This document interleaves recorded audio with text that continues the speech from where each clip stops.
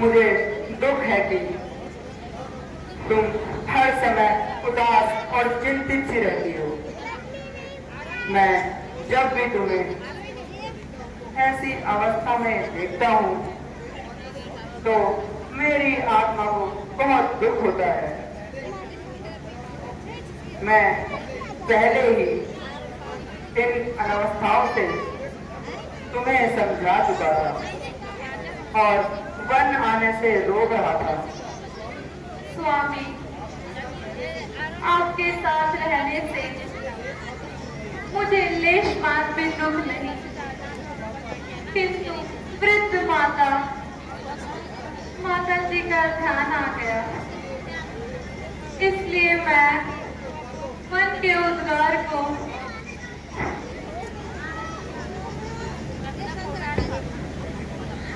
भगवान भरत जी सेना सहित दल बल के साथ आ रहे हैं।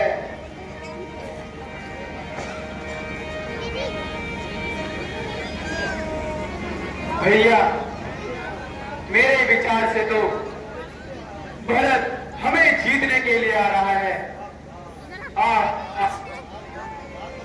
राजमद भी बड़ा प्रबल मद है जिसने भरत भाई की बुद्धि पलट दी। भ्राता जी, कृपया मुझे आज्ञा दीजिए, मैं उसे उसकी सदा का मजा चखाता हूँ।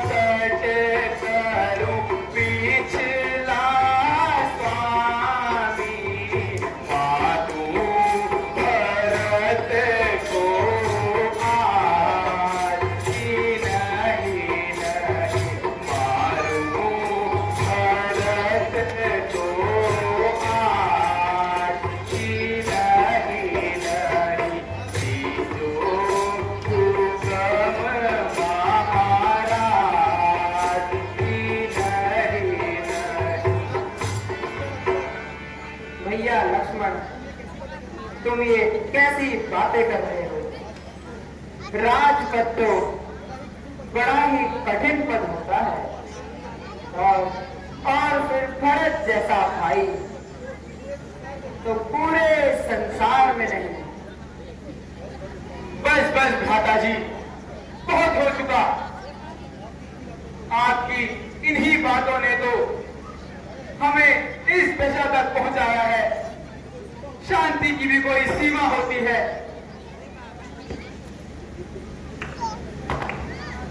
हे लक्ष्मण, तुम्हारे बाहुबल को धन्य है, परंतु भरत इस योग्य नहीं। उचित और अनुचित सोचकर कार्य करना चाहिए।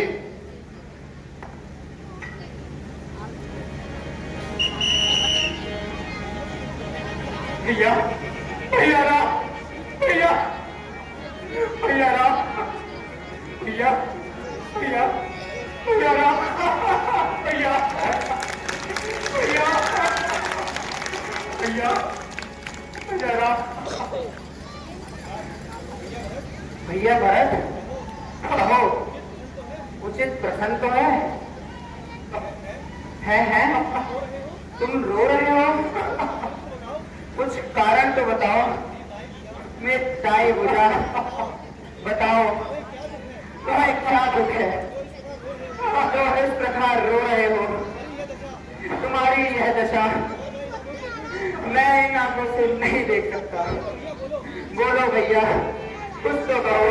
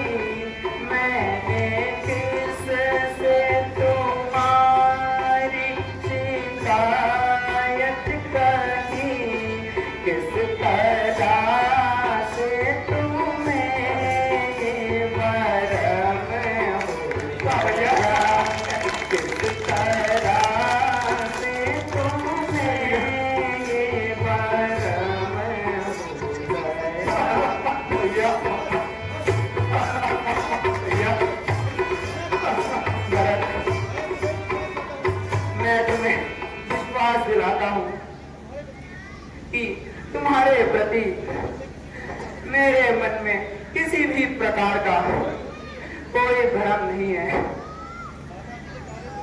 माता जी के कार्य पर ना ही कोई दुख है। दादाजी यह सब मेरे आगे का दोष है। इसमें आपका तथा अन्य किसी का कोई दोष नहीं है। हाँ, जो कि आपको तथा मां सीता को इस दशा में रहना पड़ रहा है। तथा अब आप भी मुझे क्षमा करिए मां।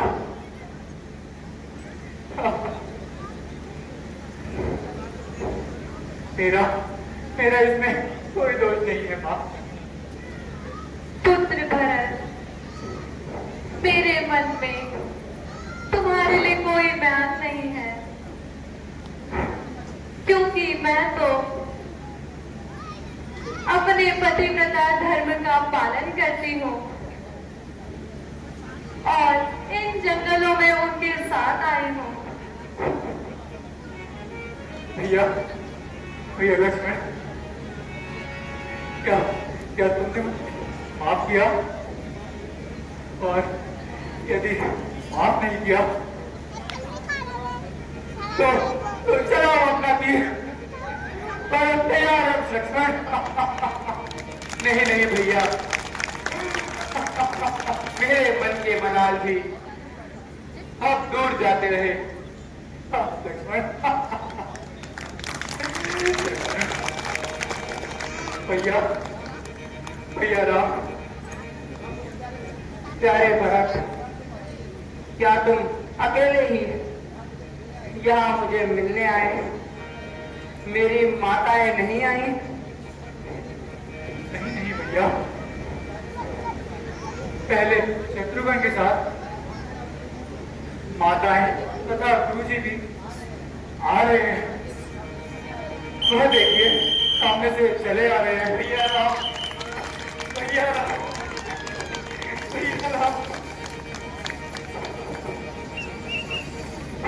भैया शत्रुघ्न, कहो प्रसन्न तो हो? हाँ भ्राता जी, लेकिन आप वन क्यों आ गए और हमें बताया तक नहीं? अच्छा, तुम बहुत थक गए होंगे, अभी विश्राम कर लो।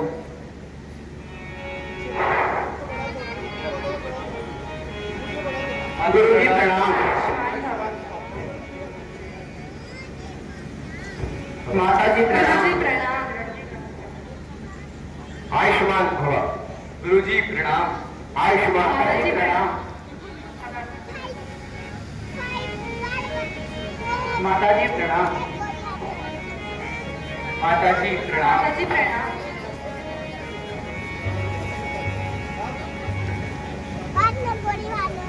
माता जी प्रणाम।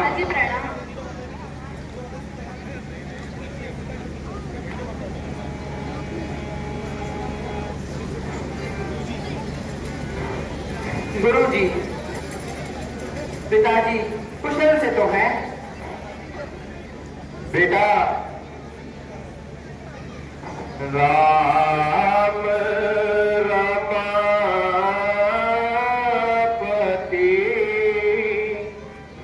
सुन मोरी बाता,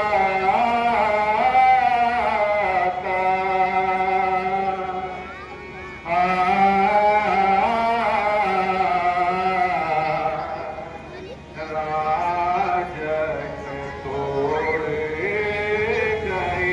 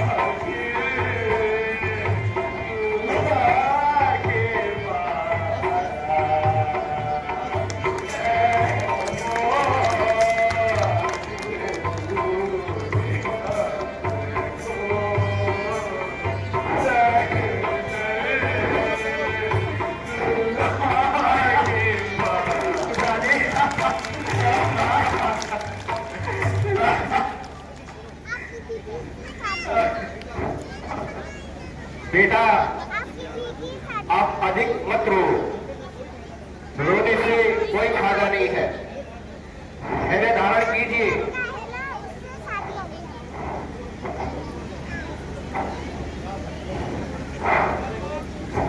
प्यारे भरत, तुम इतना क्यों रो रहे हो?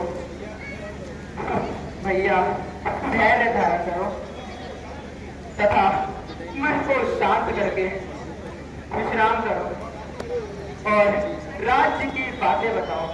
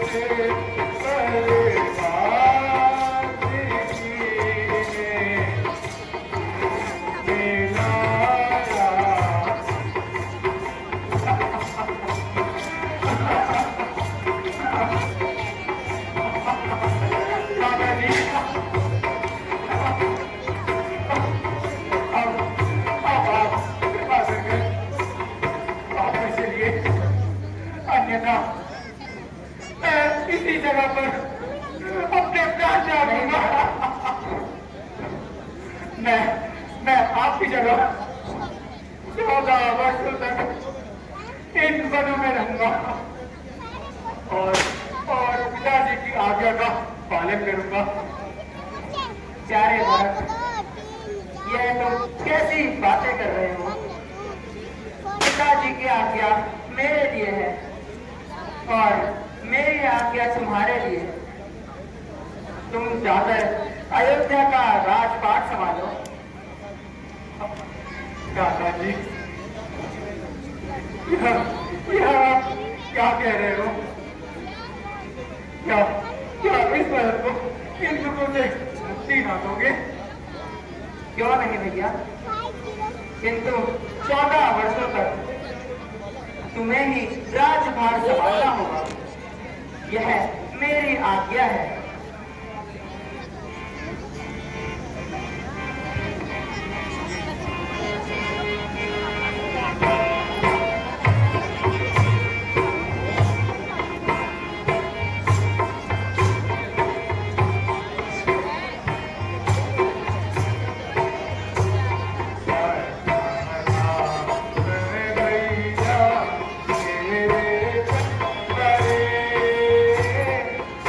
तो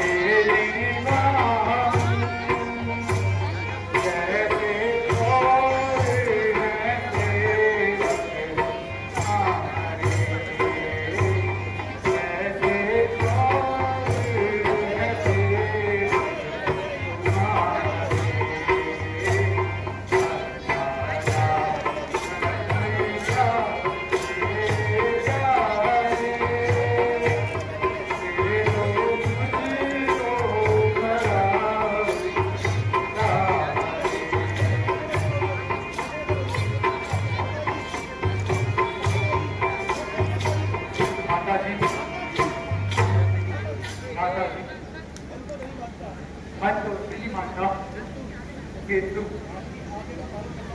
आपकी आज्ञा का पालन करना मेरा धर्म है, लेकिन आसन पर बैठने का मेरा कोई अधिकार नहीं। इसलिए आप कृपा करके अपनी चरण पादुकाएं दे दीजिए। आपके लौटने तक मैं इनकी पूजा करूंगा। किंतु भैया याद रखिएगा, यदि आप 14 वर्षों के बाद एक भी अधिक दिन वापस आए तो भरत को जीवित ला पाओगे भैया।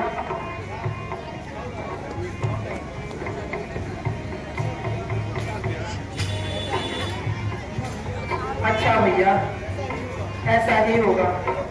लो, ये लो पादुका।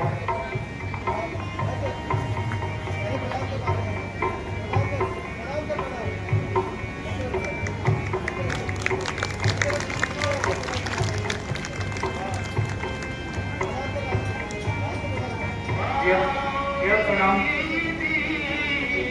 आयुष्मान। सागर भर शीश धरी। गुरुजी प्रणाम। आयुष्मान भव। गुरुजी प्रणाम। सदा सुहागत हो।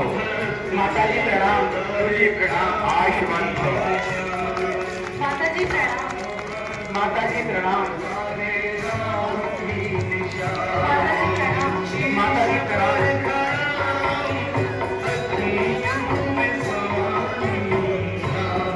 माताजी प्रणाम। माताजी प्रणाम।